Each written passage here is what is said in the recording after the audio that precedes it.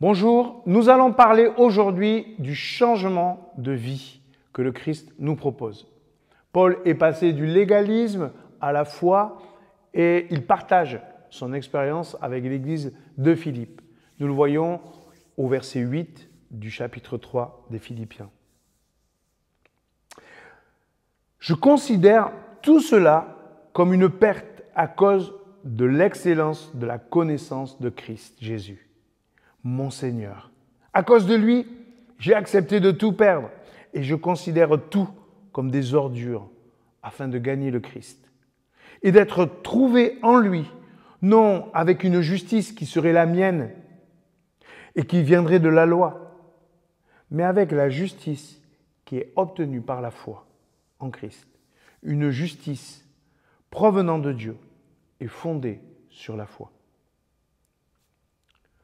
Paul souligne vraiment l'opposition entre la loi et la foi, plutôt que de chercher leur complémentarité.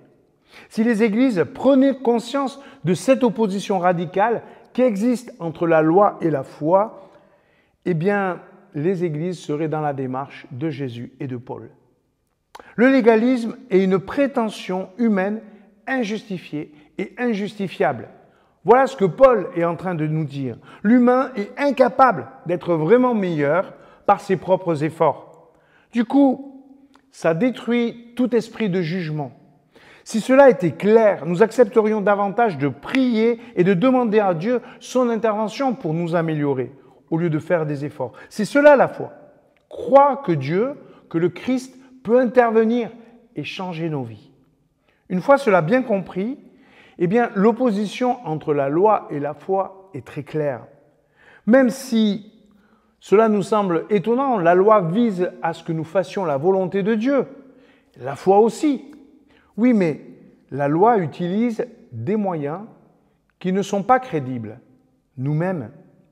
La loi cherche à nous faire entrer dans une vie conforme à la volonté de Dieu, mais seule la foi le permet. La source est tellement différente que Paul oppose la loi et la foi. La volonté humaine reste toujours contradictoire face à la puissance de Dieu. Ainsi, la religion, si elle est légaliste, peut devenir un ennemi de l'Évangile. Nous le voyons avec les pharisiens dans les évangiles, en se fondant sur une source autre que la puissance de l'Esprit Saint. Un même objectif, mais pas du tout les mêmes moyens. Nous devons réaliser que tous les chemins ne mènent pas à Rome. Seul Jésus est le chemin qui nous conduit vers le royaume. Seule sa puissance peut nous transformer.